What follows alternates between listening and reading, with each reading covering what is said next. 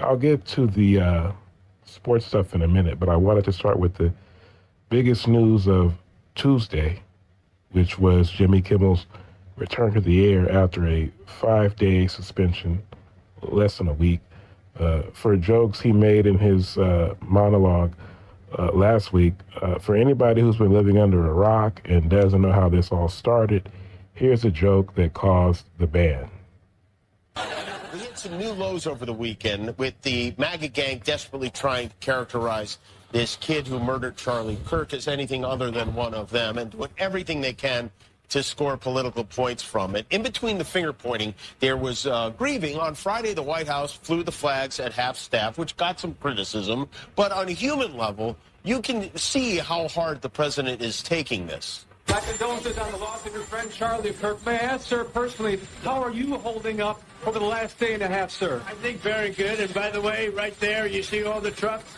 They just started construction of the new ballroom for the White House, which is something they've been trying to get, as you know, for about 150 years. And it's going to be a beauty. Yes.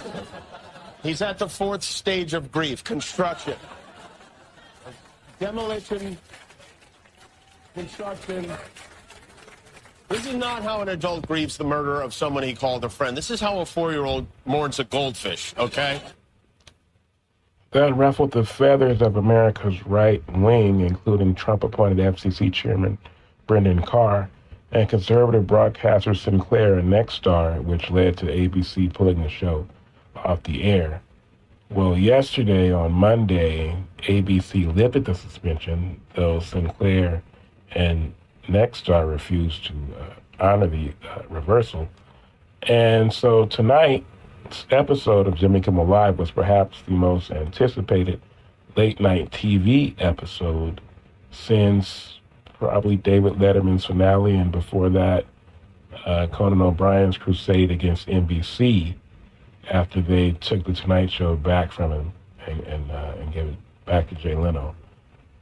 In his return, Kimmel gave a 17-minute opening monologue in which he told some jokes, but was also very serious about what happened in the last week. I'm going to play a clip right now.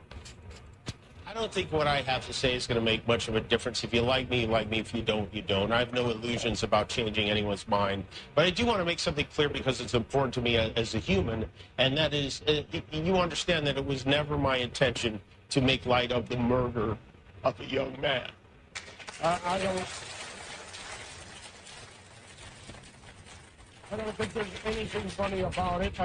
I posted a message on Instagram on the day he was killed, sending love to his family and asking for compassion, and I meant it. I still do. Nor was it my intention to blame any specific group for the actions of what it was obviously a deeply disturbed individual. That was really the opposite of the point I was trying to make, but I understand that to some that felt either ill-timed or unclear, or maybe both. And for those who think I did point a finger, I get why you're upset. If the situation was reversed, there's a good chance I'd have felt the same way. I have many friends and family members on the other side who I love and remain close to, even though we don't agree on politics at all. I don't think the murderer who shot Charlie Kirk represents anyone. This was a sick person who believed violence was a solution, and it isn't. Ever. Now, about 2 hours, exactly 2 hours actually, before Jimmy returned to the air, President Donald Trump posted the following to Truth Social, and I quote, "I can't believe ABC fake news gave Jimmy Kimmel his job back. The White House was told by ABC that his show was canceled. Something happened between then and now because his audience is gone and his talent was never there. Why would they want someone back who does so poorly, who's not funny, and who puts the network in jeopardy by playing 99% positive Democrat garbage? He is yet another arm of the DNC, and, to the best of my knowledge, that would be a major illegal campaign contribution. I think we're going to test ABC out on this one. Let's see how we do. Last time I went after them, they gave me $16 million. This one sounds even more lucrative. A true bunch of losers. Let Jimmy Kimmel rot in his bad ratings." So Kimmel, he addressed Trump during the monologue as well. And I am a tiny part of the Disney Corporation. They welcomed me back on the air, and I thank them for that.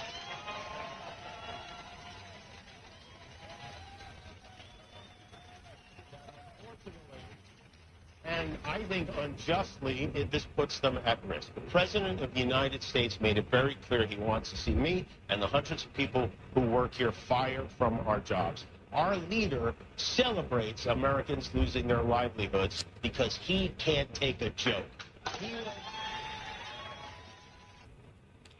And this is another. Well, this is a joke that Jimmy told at Trump's expense. He did his best to cancel me. Instead, he forced millions of people to watch the show. That backfired bigly.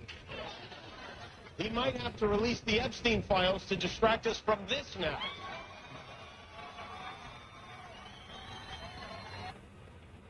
So that was a zinger or a sick burn, I guess. Now, as I record this, I'm on the West Coast. Like I said, I'm in Los Angeles. So I don't know what else Jimmy said. Like I said, the whole monologue, he had finished that by the time I started recording. And it was, I think the show was finished by the time I started recording. But I don't know if he said anything else to close the show or whatever. There was a rumor that, some people were on social media, a couple of posts I saw that said that Gavin Newsom was going to be on the show. I don't think that happened. I know Newsom was on Colbert tonight. So, yeah, I think hopefully that was pretty much the gist of what Kimmel had to say. Again, I'm on the West Coast, so it hasn't actually aired on the West Coast, but it aired on the East Coast already, and so I just pulled those clips from social media. So, yeah, man, I just think that Jimmy, in his monologue, he acquitted himself well. As I said when I reacted to this whole thing last week, he didn't actually make jokes about Charlie Kirk's murder, right? But I just felt like it was in poor taste for him to, even to use any part of anything related to the situation, in jest, to get laughs from his audience. Because, like I said, I just think what happened to Charlie Kirk, I just don't think anything about it was funny at all. And you can hear in the first clip I played, Jimmy was choked up, man. Jimmy's not some evil guy or something like that who would make light of a young man, being so gruesomely murdered like that. So I think Jimmy did well tonight.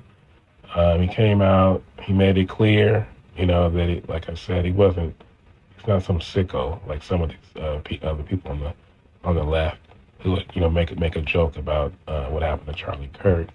And then he also did, he did some fan service for his side, and took some shots at Trump or whatever, and told some jokes.